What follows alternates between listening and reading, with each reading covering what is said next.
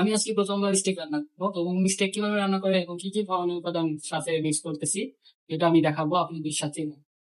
প্রথমে আমি একটি কার্ডবোর্ড নিয়ে নিয়েছি মাংসটাকে কেচানোর জন্য এবং 2 পিস মাংস নিয়ে নিয়েছি একটু বড় সাইজ করে পাতলা করে কেটে। এখন এটাকে নিয়ে আমি কাঁটা চামচ দিয়ে এটাকে কেচে নিব, যেন এটার ভিতরে যেসব মশলা আমি দিব সেগুলো যেন খুব ভালোভাবে ভিতরে ঢুকতে পারে এবং ভালোভাবে রান্নাটা হয়। কারণ আপনারা জানেন যে গরুর মাংসের মধ্যে সিদ্ধ হতে বা রান্না হতে অনেক সময় লাগে, এই জন্য এটা করলে মাংসের মধ্যে ভালো মতো মশলাগুলো ঢুকে যাবে।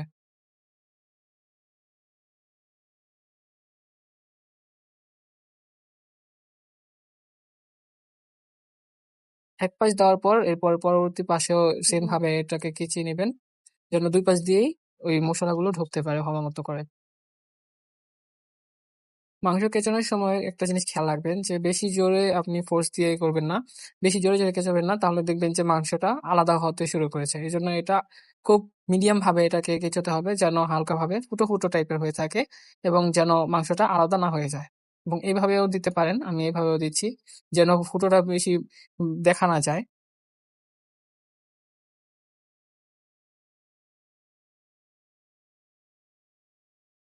একইভাবে আমি আরেকটি মাংসটাকেও কেচিয়ে নিব ভালো মতো।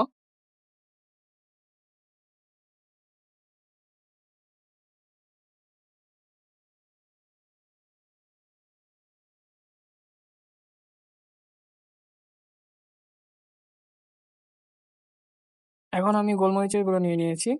একদম গুঁড়ো গুঁড়ো করে নিয়ে মাংসের উপর ছিটিয়ে দিয়েছি, যেন ভালো মতো মাংসের মধ্যে এটা ভালো মতো ঢুকতে পারে। এবং আমি 2 পাশে এটাকে দিয়ে দিব।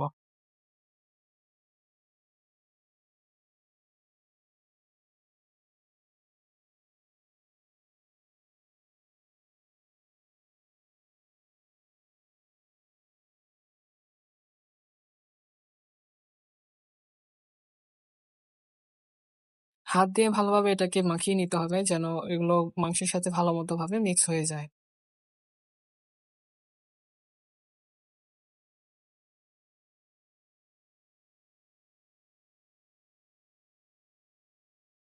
এরপর আমি দিচ্ছি আদা বাটা।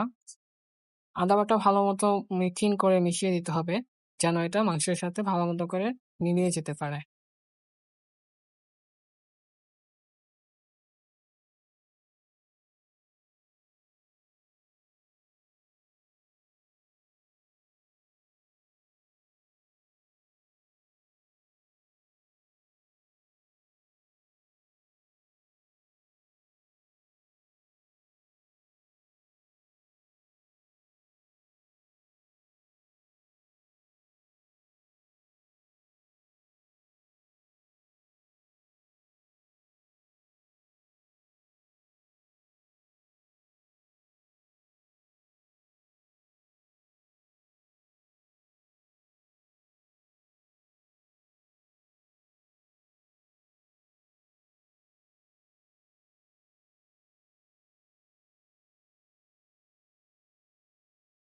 যে মসলাগুলো এখানে ইউজ করা হবে না কেন, সবগুলো মসলাকে আপনার এপিঠ ওপিঠ করে ২ পাশেই লাগিয়ে নিতে হবে। ভালোমতো মেরিনেট করতে হবে, যেন কোনো অংশে কম বেশি না থেকে যায়।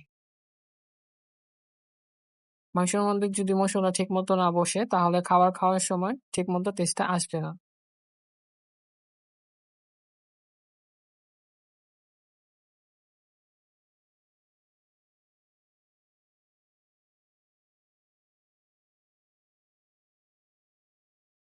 মসলা যদি ঠিকমতো আবার বসতে না চায়, তাহলে আবার একটু করে কেচি দিবেন কাঁচা চামচ দিয়ে, যেন মসলাগুলো ভালোমতো বসতে পারে।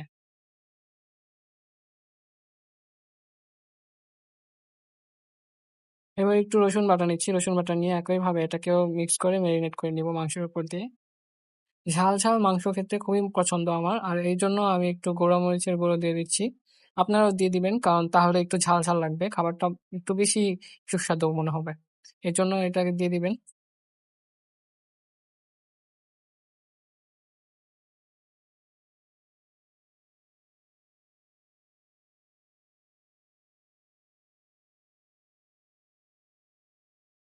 এরপর পরিমাণ মতো লবণ দিয়ে দিচ্ছি।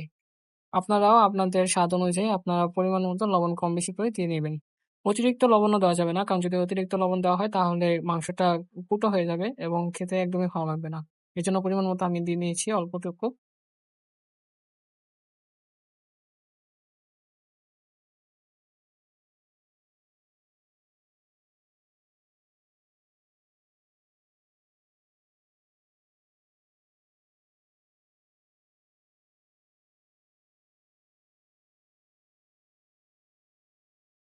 এবার আমি নিয়েছি ভিনেগার। ভিনেগার ১ মুখা বা ১ বোতলের ছিপি যেটা বলি না কেন, এটা দিয়ে একটু দিয়ে দিবেন। মাংসের এপিঠ এবং ওপিঠ ২ পাশেই দিয়ে দিবেন।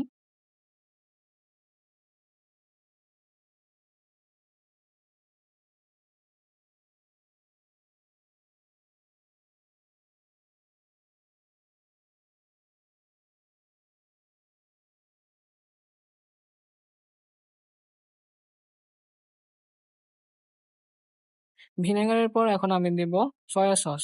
সয়া সসটা দিলে খাবারটা আরো বেশি মজাদার লাগে এবং খাবারের টেস্টটা আরো বেশি এসে পড়ে। একই সাথে খাবারের যে ঘ্রাণটা সেটাও অনেক সুন্দর লাগে। দেখুন সয়া সসটা দেওয়ার সাথে, সাথে মাংসের কালারটা অন্যরকম হয়ে গেছে। সেটা দেখতে খুবই ভালো লাগছে।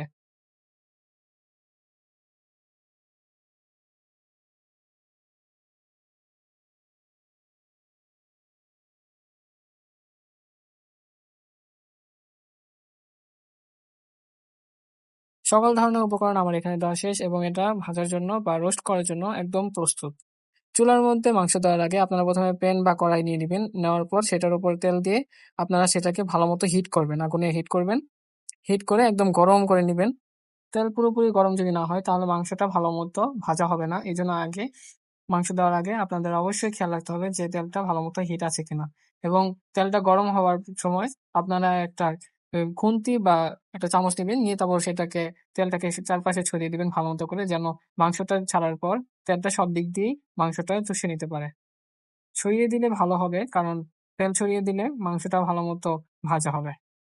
তেলটা গরম হয়ে গেছে, এবার আমার মাংসগুলোকে ভাজার পালা। এই মাংসগুলো আমি এখন একটা একটা করে ভাজবো। মাংসটা আস্তে করে নিয়ে আমি কড়াইয়ের মধ্যে ছেড়ে দিচ্ছি। কাছ থেকেই ছাড়তে হবে, যদি দূর থেকে ছাড়েন তাহলে তেল ছিটে আসবে। মাংসটা এক পিস ভাজার পর এরপর উল্টো করে দিবেন এবং এটাকে দেখবেন যে কতটুকু ভাজা হয়েছে। ভালো মতো এটাকে ভাজতে এবং সিদ্ধ হওয়ার জন্য মাংসটাকে আপনারা চাইলে ঢাকনা দিয়ে ঢেকে দিবেন। আমি সেটা করছি যেন ২ পাশ দিয়ে তাপটাকে ধরে রাখতে পারে এবং খুব দ্রুত এটা রান্না হয়। আমার এক পিস ভাজা শেষ হয়ে গেছে, এখন অন্য পিসটা ভাজতে দিয়েছি। একইভাবে এটাকেও ভাজবো এবং তেলটা যেহেতু গরম আছে তাই এর জন্য আমার বেশি এটাকে নাড়াচাড়া করতে হবে না।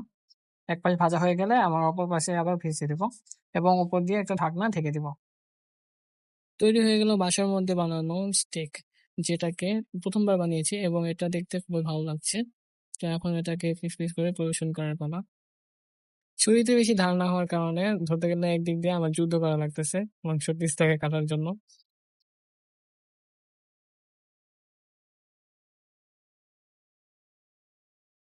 তো এইভাবে আপনারা চাইলে বাড়িতে বসেই আপনারা স্টেক বানাতে পারেন।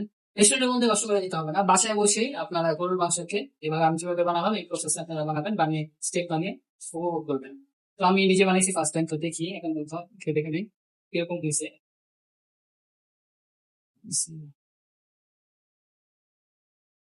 হুম, এটা সেই রকম হয়েছে, সেই রকম গল্প বাঁচানোর মতো না, কারণ ভিডিওর মধ্যে বোঝা যাচ্ছে না এটা কিরকম হয়েছে টেস্টটা, কিন্তু সত্যি ফার্স্ট টাইম হিসেবে এটা সেই রকম হয়েছে। হুম, মুখের মধ্যে দেওয়ার পরে সাথে সাথে বলে যেতেছে, কারণ যেহেতু আমি এটা অল্প আঁচের মধ্যে চুলার মধ্যে আস্তে আস্তে ঢাকনা হিসেবে করছি, একটু পর পর পাল্টে দিছি, এই জন্য এটা অনেক বেশি নরম হয়েছে দেখতে পাচ্ছেন। এই যে এরকম নরম হয়েছে অনেক বেশি দেখতে পাচ্ছি। হুম, অনেক বেশি নরম। তো আপনারা চাইলে এরকম ঘরে বসে এটা বানাতে পারবেন। আমার তো বলে আমার খেলে রাখছি, আমি খেলি।